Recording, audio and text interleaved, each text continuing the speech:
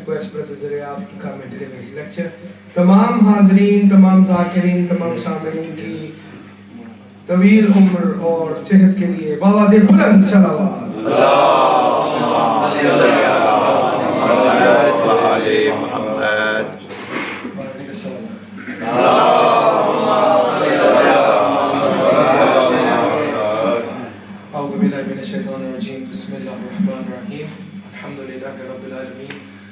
والصلاة والسلام على أشرف الأنبياء والمرسلين سيدنا وحبيبنا أبي القاسم المصطفى محمد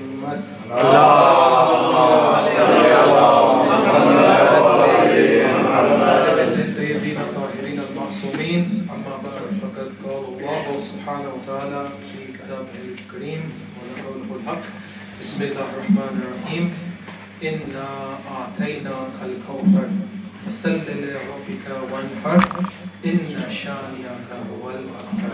صلوات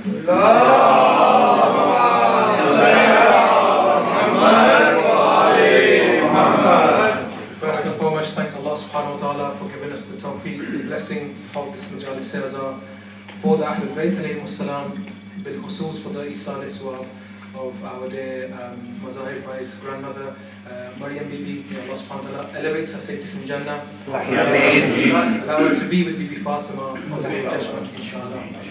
Before I begin, in light of what was recited by our dear uncle, Abbas Bhai, Vijahad Bhai, and our dear brothers, you see, this zikr of Imam Hussain alayhi salam and the Ahlul Bayt, it got to a point in our history where it was spread sina ba sina. You couldn't hold majalises like this.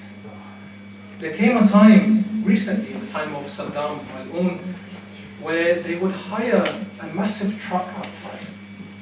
And they would turn the truck on, and they would make a loud noise. And only then could they hold majalises in their house. So they would rent a truck outside for 2-3 hours, and turn it on the ignition, and would make a loud noise.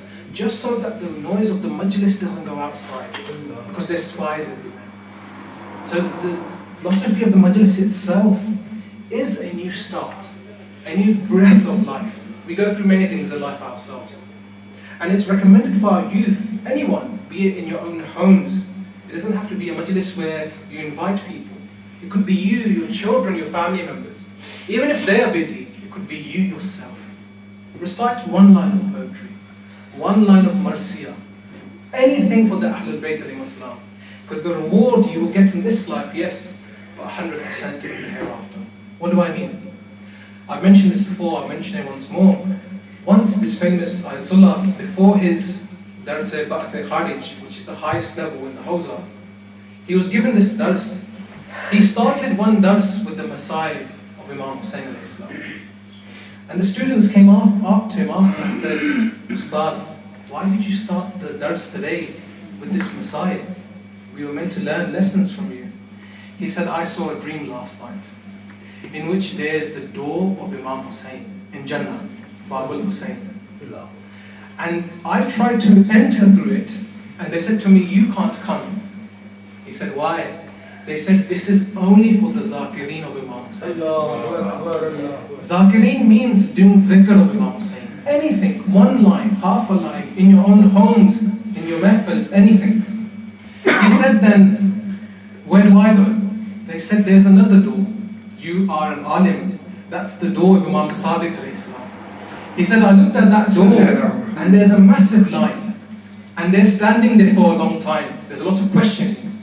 So I started my dars today with this Messiah. So when I die, I can go through Babul Hussain. So it just reinforces the notion of zikr of Imam Hussain. Now I recited for you, I had the honor of reciting Surah Kawthar. And there's a specific line in there. Oh Rasulullah, we have given you Kawthar. This was in response to what? The people calling Rasulullah, you are Abtar. Abtar in that time meant an animal whose tail had been cut off. Meaning your sons have died, you have no lineage. Islam will not spread after you. You can carry on preaching, Islam won't spread. The Quran says, Inna a'tina kal kawthar. The word inna is being used. Inna in the Quran, when you see, for example, Inna anzalnahu fi laylatil qadr. Verily on this night, when When the word inna comes, it means certainly, no doubt about it.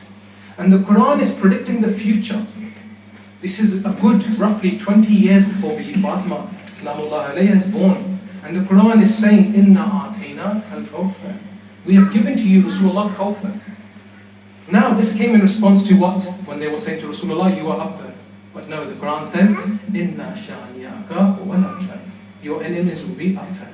But the focus of the small majalis I have today is this word, nahar. Oh Rasulullah, we have given you Kawthar, so do what? Pray and sacrifice. Why sacrifice? There's a whole philosophy of this. Whenever you have something good in your life, immediately pray or give sacrifice. What do we mean by sacrifice? We have a long history in our Islam. The likes of Hazrat Habil and Qabil, what happened? Give us sacrifice. Whoever is accepted, he will be praised. Habil's was accepted, Qabil wasn't. So what did Qabil do? He killed his brother out of jealousy. Sacrifice. We have the sacrifice of many Anbiya. I'll mention just a few. Hazrat Ayyub alayhi salam. What was his sacrifice? His sabr. It got to a point, his sons died, his zameen, his land were taken away. Ants would walk on his skin, biting his skin. And when they would fall off, he would pick them up again and place them on his skin. Why? This is a test from Allah. His sabr. When did his sabr stop? When his wife had to work in other people's homes. He said, Allah, this is the end of my sabr. I can't take more than this. So sacrifice is everywhere. We have a few days ago Eid al-Adha. We sacrifice what? Goats, sheep, lamb, mashallah in Pakistan, India, camels, so on. I really liked Maulana Najm, he mentioned on his khutbah that nowadays there's a lot of advertisement for sacrificing. You have a goat and you're telling the news reporters that we feed him biste, badam, and we're showing him the whole village, then we're going to sacrifice him. Is this for Allah or is this for my ego? And so this year I saw another photo, very beautiful. The biggest sacrifice you can do is the sacrificing of the animal inside of you. Subhanallah. Subhanallah. So that nafs we have, that ego, that is also your sacrifice. Coming back to the surah where Allah subhanahu wa ta'ala is saying, فَصَلِّ لِرَبِّكَ وَانْحَرْ. Oh Rasulullah, we've given you Kawthar, so pray and offer sacrifice. Elsewhere, in another surah, Surah Nasr, Bismillah ar-Rahman ar-Rahim, إِذَا جَاءَ نَصْرُ اللَّهِ وَالْفَتْحِ وَرَأَيْتَ النَّاسَ يَدْخُلُونَ فِي دِينِ اللَّهِ أَفْوَاجًا. And this is the important part. فَسَبِّحْ بِحَمْدِ رَبِّكَ وَاسْتَغْفِرْ. Rasulullah is ma'soom. So why is Allah saying offer forgiveness, tawbah? This is people like me and you. We think istighfar means I've done a sin. Many of the ulama say, when people come to us for issues and we say, recite astaghfirullah, they say, Maulana, do you think I'm a sinner? What have I done? No, you've misunderstood istighfar. Astaghfirullah rabbi wa atubu ilayh. We ask Allah for His forgiveness, but I want to be closer to your presence. It doesn't necessarily mean you've committed a bad sin. It's channeling your energy back to the divine. Another example, when we recite Inna lillahi wa inna ilayhi raji'un. When I recite this, what comes to your mind? Death. It doesn't mean just for death.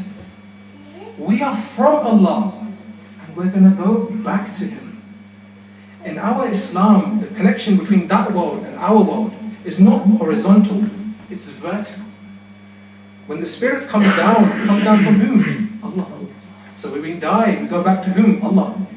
That's why we leave all our possessions here, our rings, our coats, our jewelry, our belts, our watches, our house. We leave this here. And when we're buried into the ground, we leave our bodies here. But the ruh, the spirit goes where? To Allah subhanahu wa ta'ala. There's a whole nizam in this. So coming back to our point, our focus, sacrifice. That can be your money, your time, your knowledge, your children. Now coming back to our examples, we said in Surah Baqarah, verse 259, the example of Prophet Uzair, where he's walking through a town and he sees it's being destroyed. So he says, oh Allah, will you give it life whilst it's dead? The ayat doesn't mention, when you go and you find it, it doesn't mention Prophet Uzair. This is according to traditions. Oh Allah, how will you give life to this town? It's dead. So the Quran says, we made Uzair sleep for 100 years. It was a form of death. When he woke up, he was asked, how long were you sleeping? He said, maybe a day or half a day. It was said, Uzair, look at your donkey. He looked at his donkey, decayed, just bones. Uzair, look at your food. His food was still fresh. He said, now Uzair, look at your donkey again. And his donkey came back to life. He could see the flesh being done on it, and the eyes and the ears, everything came back to life. And it was said, Uzair, like how your donkeys come back, I, Allah, will bring back these people from the dead, this town from the dead. It's easy for me. Now Prophet Uzair, very interestingly in the side notes, they asked Imam Baqir alayhi salam,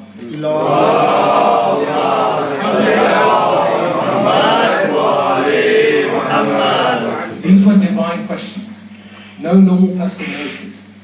They came to Imam Baqir alayhi salam and said, can you tell us who are the two brothers who are twins?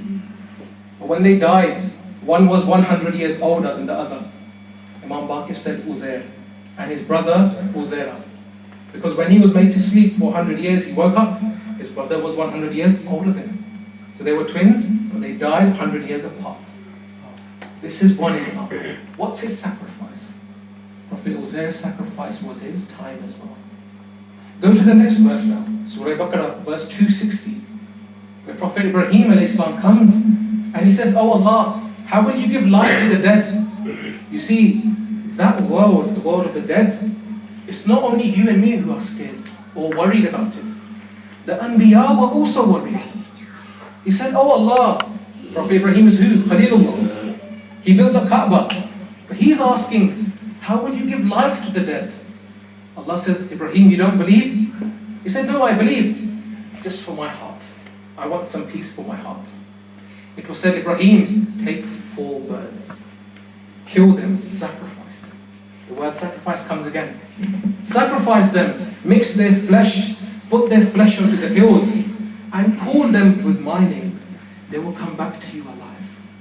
Hazrat Ibrahim did so, and the birds came back to him. And he said, now I believe. My belief is even firmer. But why 4? Why not 5? Why not 6 birds?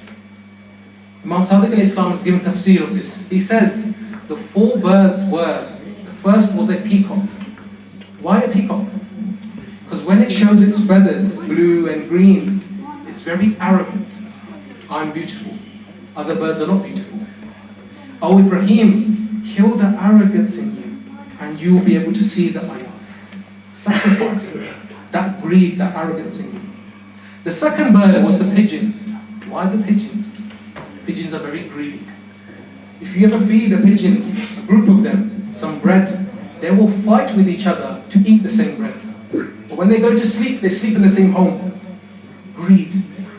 Ibrahim, kill the greed in you, you will see the ayats. The third was the rooster. Why the rooster? There's one male rooster, and there's how many females? And he keeps running around them all day. Ibrahim, and again, not just for Ibrahim, this is an example for us, he's Maqsoom. Kill that carnal desire, and you will be able to see the ayats. And the last bird, the 4th bird was what? The crow. Why? The crow has many long hopes. Don't have long hopes. Now this doesn't mean don't plan. But just because A, B, C didn't happen, doesn't mean X, Y, Z won't happen. Don't think too far ahead. Live within your means. If you go to the crow's nest and you dig up, you'll find many walnuts. Because the crow hoards for a long time. Let go of the long hopes, Ibrahim, you will see. And the last point before we finish off, Eid al-Adha. Hazrat Ibrahim alayhi salam sees a dream. In his dream, he's sacrificing his son 3 times. He says, my son, what do you think of this? He said, my father, I will be a bit patient. Again, sacrifice. Now, if I have a dream 3 times that I'm running off my house, I'm jumping off my building, that doesn't mean I go and do it, because I'm not ma'asum. But the prophets received wahi in their dreams as well. Like Rasulullah, like Prophet Musa, like Prophet Nuh, Prophet Ibrahim, the same thing. So he took his son. Inshallah, may Allah subhanahu wa ta'ala allow all of us to go to Hajj, inshallah. When you go to the Rami of the Jamarat, 3 shaitans, this is where it comes from. When they were leaving, they didn't tell Bibi Hajira. Why? She's a mother. If you tell the mother, I'm going to kill your only son, she's naturally going to feel very anxious. She said, where are you taking him? Prophet Ibrahim said, I am taking him to meet Allah. Sacrificing, but for who? Qurbatan Allah. So he's going to meet Allah. When they left the house, Shaitan came in the form of a man and said, oh Bibi, do you know where they're going? She said, he's going to meet Allah. He said, do you know what that really means? Your son is going to be killed. Stop them. He's your only son. Bibi felt some anxiousness. The call came, oh Bibi Hajra, stone him. Don't listen to him. So that's why we stoned the first shaitan 7 times. The second shaitan in the form, he came to Prophet Ismail. You're a young boy, 9, 10 years of age. Your father is old, maybe he's a bit mental now. He's doubting the mentality of a Rasul, a Prophet. Call came, Ismail, don't listen to him. Stone him 7 times. That's the second shaitan. And the third, the biggest shaitan, he's known as, came to Ibrahim. Oh Ibrahim, and you see how shaitan uses your emotions against you. Allah is Rahman, Rahim. Why are you sacrificing your son? Sacrifice something else. Doesn't he listen to you? The call came, Ibrahim, carry on your test. Stone him 7 times. And so he went to do his zibah. And he said to his son, Ismail said, take my shirt off. Why? When my mother misses me, give her my shirt. Same thing with Yaqub and Yusuf. When they said to Prophet Yusuf, your father's eyes have gone white. He's cried so much. He said, take my shirt to him. This will give him shifa. He's a prophet, Prophet Yusuf. Prophet Yaqub is also a prophet. Why didn't he pray to Allah? You know, next time when they say to you, why did you go to Karbala, to the Zaris? Tell them the story of Yusuf. He said, take my shirt, give it to my father. He will find shifa from this. If the shirt of Yusuf can give shifa to the eyes of Yaqub, why can't the Zari of Abu Abdullah give shifa to us? You see this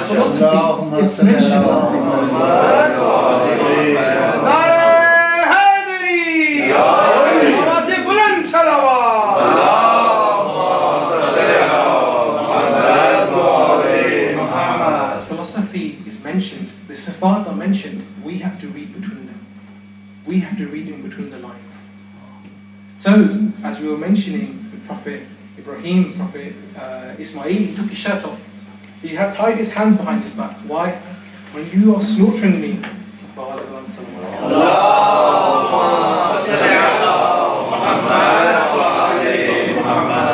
final point, why? Why do you want to tie your hands, Ismail? Because when you are slaughtering me, O my father, my hands will shake. And you are a father. You won't be able to take it. So he did so. He also put a cloth on his eyes. Why? I can't bear to see my son get slaughtered like this. He did his zibah. When he opened his eyes, he saw Ismail is smiling. And in my words, he's saying, Marhaba, oh my father, your sacrifice has been accepted. And he sees he sacrificed instead a goat. And so Ibrahim alayhi salam was sweating. You can imagine sweating and anxious and emotionally tired. He asked for his reward. It was said, وَفَدَيْنَهُ بِذِبْحٍ عَظِيمٍ. We ransomed Ibrahim, Ismail, with the greatest sacrifice. He said, what's that greatest sacrifice if this was the small one? It was said, Ibrahim, and again I use my own words, this is the 10th of Dhul Hijjah. And it's a day of Eid happiness. That day, the Dhibah Yadeen, will happen on the 10th of Muharram. Where you have to put a rope upon your eyes, a blindfold. You see Hussain saying to his Akbar, oh my son, show me your wound. I will take it out. I am the widest of Ibrahim. As this is a Isa Majlis for a grandmother, who was also a mother, very well known lady, I wanted to mention the Masahir of the mother of Imam Hussain, the mother of Imam Hassan, the mother of Masahir, Fatima. Why? You see, there are 5 people who cried the most. They are known as the criers, the Bakai'un, the ones who cried the most. No one can cry more than these 5. Imam Sadiq said this. The first is Adam alayhi salam. When he came to earth, he cried for his forgiveness. The second is Prophet Yaqub. We mentioned a few minutes ago, his eyes turned white. He missed his son Yusuf. The third is Yusuf alayhi salam, when he was in prison. The fifth is Imam Sajjad. But the fourth is Bibi Fatima. The narrator says, I asked Imam Sadiq, Ya Aba Abdullah, out of all of these five, they cried for 20 years, 10 years, 15 years. Bibi Fatima cried for 6 months or so. Why is she in this list? He said, don't look at how many years she cried for. Look at how much she cried. With how much masa'ib she cried. She would say, oh my father, if my masa'ib fell upon the day, they would turn them into gods. Such masa'ib came to me after you, my father, that they would break the mountains. And so they, as you know, they came to the door of Bibi Fatima, the door where the angel of death came and asked for permission, and they placed it upon fire. But I leave all of that out. It's the final moments. Imam Ali gives a call. Oh, Imam Hassan, Imam Hussain, Zainab, Kulthum, oh, the children of Fatima, come and give your final wida. This is the final time until Judgment Day you will meet your mother. Imam Hassan came, he began crying, oh my mother, what will I do without you? Bibi Zainab came, she was 5 years old. Oh my mother, you are leaving me as well. Bibi Kulthum came, she was 3 or 2 years old. She began crying as well. Imam Ali looked to Bibi Fizza and said, Fizza, I have to bury Fatima in the night. Where's Hussain? Call Hussain now. He looked and saw Imam Hussain by the door. He said, oh my father, I am the Fakhr Hazrat Isa. My mother is the Fakhr Bibi Maryam. I will not come until she calls me herself. And so the narration mentions the 2 arms of Bibi Fatima came out, and the call came, Ilayya, Ilayya, Ya Bunay, oh my Hussain, come to me. And so all of the children began crying. Imam Ali says, I could hear Bibi Fatima was also crying as her children were hugging her. Plus Jibreel came and said, oh Ali, hurry up and remove Hussain from the chest of his mother. Why? The angels in the heaven cannot bear to see Hussain cry on his mother. I would say, Ya Malaikatis Sama, oh angels of the skies, of the heavens, you could not bear to see Hussain on the chest of Fatima. How could you have been to see Shimmer sitting on the chest of Imam Hussain alayhi salam? But I leave you with this.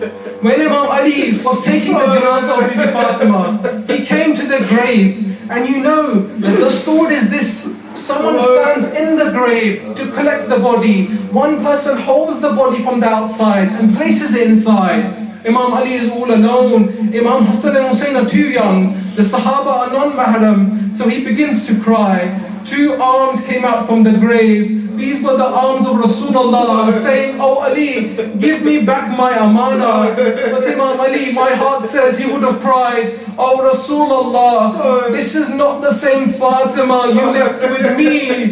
Her arm is broken. Her ribs have also been broken. There are bruises upon her face. Oh Rasulullah, ask her what she went through. Imam Ali, as per the wasiyah of Bibi Fatima, began reciting some Quran. But for a few moments he fell asleep. When he fell asleep, he saw Bibi Fatima come and say, oh Ali, Ibn al-Hassan, go back to our home. You reciting the Quran gives me peace, but go back to the home. He said, Fatima, why? She said, our Zainab has woken up and she is crying for me. And when she can't find me, she is crying for you. So Imam Ali went home. He sees Zainab by the Musalla of Bibi Fatima crying. So he picks her up and says, oh my daughter, what's the matter? She said, oh Baba, when I couldn't find Mother Fatima, I began crying for you. I would say, Amir al-Mu'mineen, you were able to come for Zainab in Medina. There was the land of Karbala. There's the chest of Hussain and the knees of Shimr, and the bed of Imam Hussain is being held, and Zainab is crying, Wa Muhammada, Wa Aliya, Wa Fatimata. But Imam Ali, no one came for your Zainab. Imam Ali, no one came for your Zainab. ألا لعنة الله للقوم الظالمين سيعلم الذين ظلموا أي منقلب ينقلبون. We ask Allah subhanahu wa ta'ala بحق the Noor and the high maqam of Bibi Fatima and the Ahlul Bayt to accept our majalis, to gift all of the thawab of this to our dear grandmother Bibi Maryam, and to elevate her status in Jannah for the love of Bibi Fatima and the Ahlul Bayt. We recite aloud salawat.